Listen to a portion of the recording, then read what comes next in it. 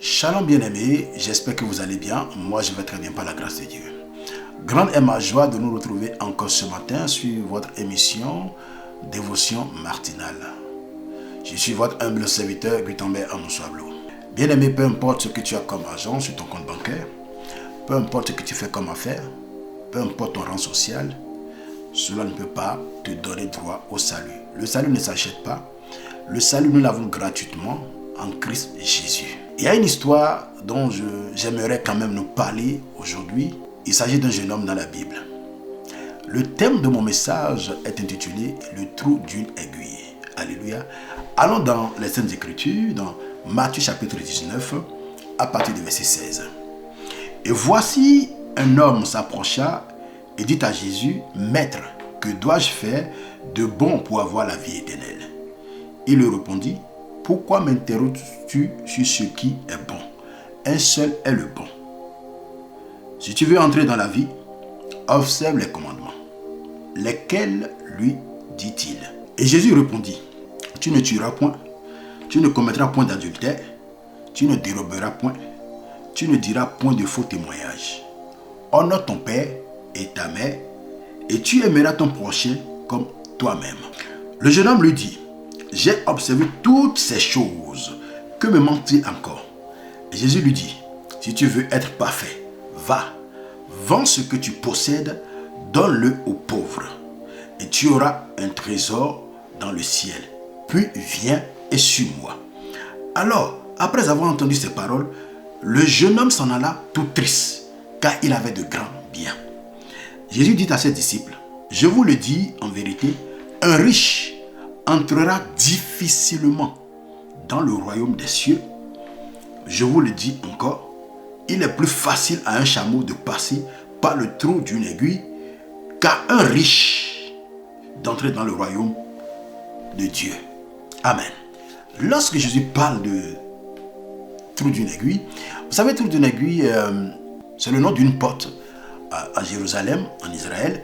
Et lorsque les marchands ils font les affaires, ils mettent les bagages sur des chameaux. Arrivé à cette porte appelée trou d'une aiguille, il faut décharger le chameau qui passe d'abord, parce que la porte est tellement si basse qu'il faut que le chameau passe maintenant. Et Jésus est en train de dire, le riche qui se charge de sa richesse, ou du moins de ses richesses, le riche qui ne veut pas, qui met sa confiance dans ses richesses, n'est pas prêt pour aller dans le royaume de Dieu. C'est pourquoi il dit que c'est difficile. Il n'a pas dit que c'est impossible. Alléluia. Ce n'est pas impossible. Alors il faut savoir que les richesses que Dieu nous donne, c'est pour la terre, c'est pour faire ce que nous voulons, habiter dans des grandes maisons, voyager, acheter des choses, vendre des choses. Tout ce que nous faisons, c'est pour la terre.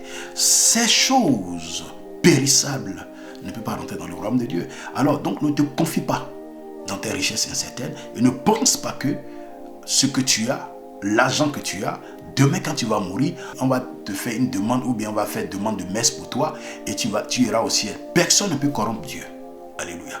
Donc tu dois vraiment te dépouiller, te décharger pour pouvoir passer. C'est pourquoi quand vous lisez même Matthieu chapitre 7, à partir du verset 14, la Bible a été claire que resserrer la porte pour aller à la vie éternelle est tellement si étroite et le chemin est resserré. Mais large est le chemin qui amène à la perdition et grande aussi est cette porte qui amène à la perdition.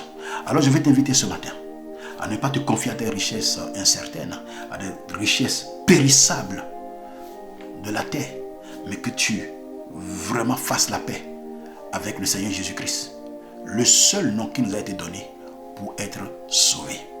Et lorsque vous lisez par exemple dans Marc 10 verset 21, lorsque Jésus parlait avec ce jeune homme, la Bible dit Jésus l'aima. Jésus le regarda et l'aima parce que cet homme disait la vérité. C'est pour la première fois quelqu'un qui a observé les 10 commandements.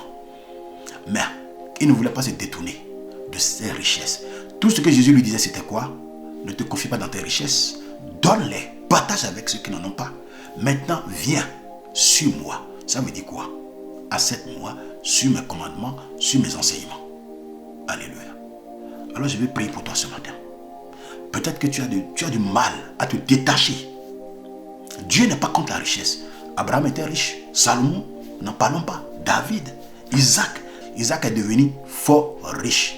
Donc Dieu n'est pas contre la richesse, mais si tu mets ton cœur dans la richesse, ton cœur doit être attaché à Dieu. Je prie pour toi ce matin que tout ce qui t'empêche d'être connecté à Dieu, d'être attaché à Jésus-Christ, que Dieu te déconnecte de cela dans le nom de Jésus. Si toi-même tu le désires, prends, accepte Jésus-Christ comme ton Seigneur Sauveur personnel et marche avec lui et tu auras un trésor dans le ciel. Que Dieu te bénisse, que sa grâce repose sur toi et que la main de Dieu puisse te conduire dans ta destinée prophétique. Dans le nom puissant de Jésus-Christ de Nazareth, tout ce qui t'empêche de marcher conformément dans la volonté de Dieu, que le Seigneur te libère totalement de ces choses. Dépouille-toi de tout ce qui peut t'empêcher de rentrer dans le royaume de Dieu. Que Dieu te bénisse, que sa grâce repose sur toi. Si Christ ne revenait pas, nous nous reverrons encore bientôt pour un autre numéro de dévotion matinale. Partage cette vidéo pour faire du bien à quelqu'un. À bientôt. Et excellente journée à toi qui es en train de me suivre.